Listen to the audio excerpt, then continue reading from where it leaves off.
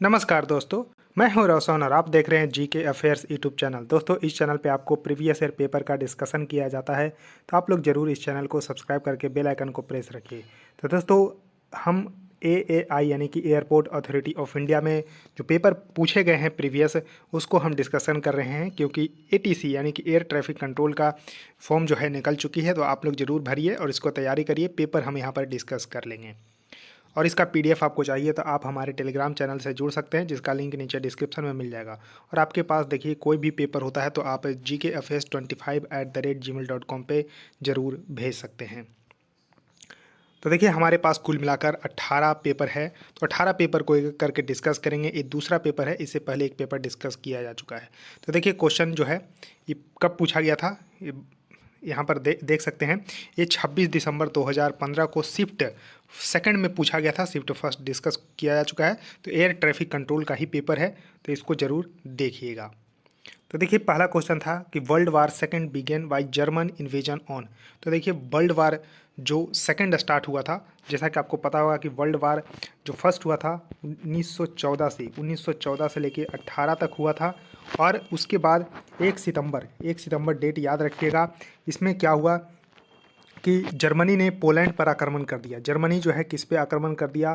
Poland पर। इसके बाद 2 दिन बाद ही क्या हुआ कि फ्रांस और इंग्लैंड ने भी जर्मनी पे आक्रमण कर दिया और वर्ल्ड वार जो है शुरू हो गया। तो 1 सितंबर 1939 से 2 सितंबर 1945 तक वर्ल्ड वार चला। तो इसको ध्यान रखिएगा, ये 6 वर्षों तक तकरीबन चला है वर्ल्ड वार सेकेंड।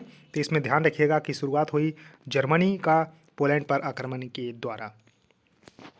देखिए क्वेश्चन ए आपको करंट का है कि 15 फरवरी 2013 को यहाँ पर आपको चेलियाविस्क मेटोर जो है हिट किया था। उस जगह कहाँ पर है? तो ये रूस में है। तो रूस में ये जगह था चेलियाविस्क, तो इसको भी आपको ध्यान रख लेना होगा। एक और देखिए करंट का क्वेश्चन था कि FIDE world rapid chess championship 2015 का खिताब किसने जीता? तो मैग्नस कार्लसन, जो कि इन नॉर्वे के हैं। इसको भी आप लोगों को ध्यान रखना है। अब देखिए बहुत ही इंपॉर्टेंट क्वेश्चन है कि Washington accord is an international accreditation agreement for the educational degree. तो देखिए ये आपको Washington accord, Washington DC America के आपको ध्यान रखना है कि राजधानी है। तो वहीं पर जो है यहाँ पर वाशिंगटन शहर में ही इंटरनेशनल एक्रीडिएशन एग्रीमेंट जो है साइन की गई फॉर द एजुकेशनल डिग्री के लिए। तो वो किस फील्ड में था? तो इंजीनियरिंग फील्ड में। ध्यान रखिएगा।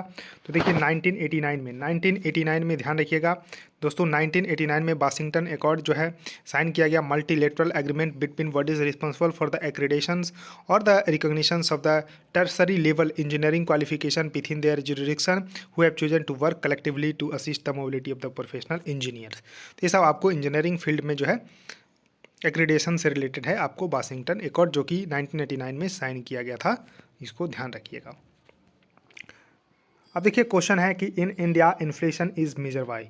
तो देखिए इन्फ्लेशन को कंट्रोल करती है मॉनेटरी पॉलिसी कमेटी, जिसको हेड करते हैं आरबीआई के गवर्नर। तो जो आपको ध्यान रखना है कि इन्फ्लेशन को कंट्रोल करने के लिए 4+-2 दिया गया, यानी कि 2 से लेकर 6 तक जो है आपको यहाँ पर देखने को मिलेगा कि महंगाई तो 6 से ऊपर जब रहती है तो कहते हैं कि यहाँ पर महंगाई जो है ज़्यादा बढ़ चुकी है, तो इसको कंट्रोल करती है मॉनेटरी पॉलिसी कमेटी। तो इन्फ्लेशन जो मेजर किया जाता है वो होलसेल प्राइस इंडेक्स यानी कि WPI के द्वारा ही जो है मेजर किया जाता है।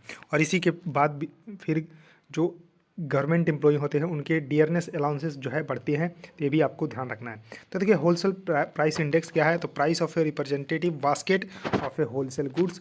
जबकि कंज्यूमर प्राइस इंडेक्स होता है measure changes in the price level of the market basket of the consumer goods and the service purchased by the household. तो इसको ध्यान रखिएगा कि आपको जो होलसेल प्राइस इंडेक्स है ये आपको पूरा होलसेल बास्केट को मेजर करता है, होलसेल गुड्स को। जबकि कंज्यूमर प्राइस इंडेक्स है जो हम आप लोग जब मार्केट में थोड़ी बहुत सामान खरीदते हैं तो उसको जो है ध्यान रखिएगा।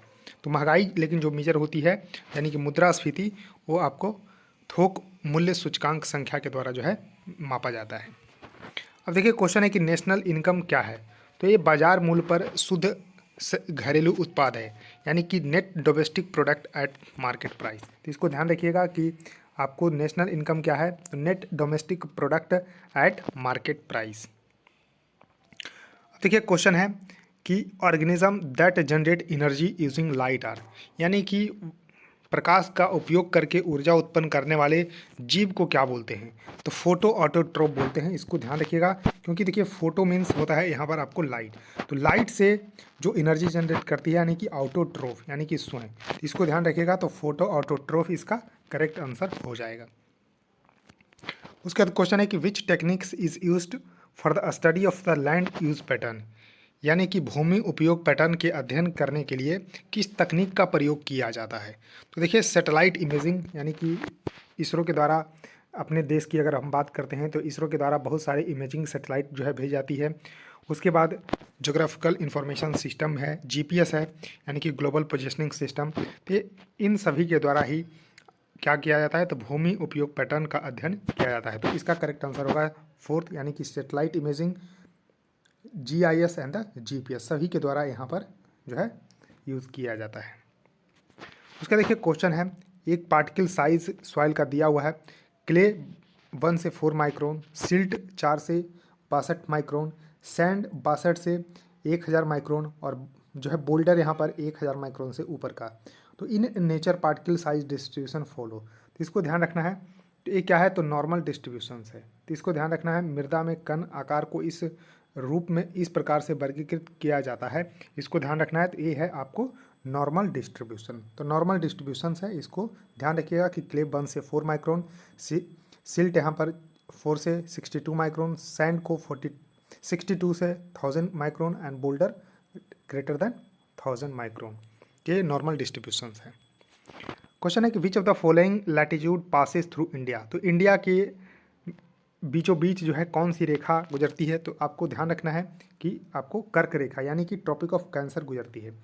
तो देखिए पृथ्वी जो है तो इसके बीचों बीच इक्वेटर जाती है, 23.5 डिग्री नॉर्थ की बात करते हैं तब ट्रॉपिक ऑफ कैंसर, जबकि कर्क रेखा, और 23.5 डिग्री अगर हम साउथ की बात करते हैं तो ट्रॉपिक ऑफ कैप्रिकॉर्न यानी कि मकर रेखा गुजरती है, और 66.5 डिग्री ऊपर आपको आर्कटिक वृत्त है, और 66.5 डिग्री नॉर्थ में आपको अंटार्कटिक वृत्त देखने को मिलता है। तो ये आपको कॉन्सेप्ट थोड़ा सा है। तो भारत के बीचों बीच से आप मैप देखिए, यहाँ पर आपको तो अफ्रीका एक महादेश है जहाँ से जो है तीनों रेखाएं गुजरती है, देख सकते हैं, ट्रॉपिक ऑफ कैप्रिकॉर्न, इक्वेटर और ट्रॉपिक ऑफ कैंसर। तो देखिए भारत से यहाँ से देखिए गुजर रही है, तो इसको थोड़ा सा ध्यान रखिए। ये लाइन है जो यहाँ ये लाइन देखने को मिल रही है। फिर से एक बार बता रहा हूँ, यहाँ देखिए ये जो आपको डॉटेड लाइन है वो आपको देखने को मिल रही है, तो ये है आपको ट्रॉपिक ऑफ कैप्रिकॉर्न। उसके बाद ये लाइन आपको देखने को मिल रही है बीच वाली, ये आपको इक्वेटर है, और ये आपको डॉटेड लाइन थोड़ी सी हल्की दिख रही होगी, ये आपको है ट्रॉपिक ऑफ कैंसर। तो भारत के 8 राज्यों से होकर गुजरती है, ये आपको ध्यान रखना है। तो दोस्तों इस वीडियो में इतना ही। वीडियो देखने के लिए धन्यवाद। वीडियो को जरूर लाइक कर दीजिए। इसी तरह से हम पेपर एक एक करके डिस्कस करते रहेंगे। सो थैंक यू दोस्तों, इस वीडियो में इतना ही। धन्यवाद।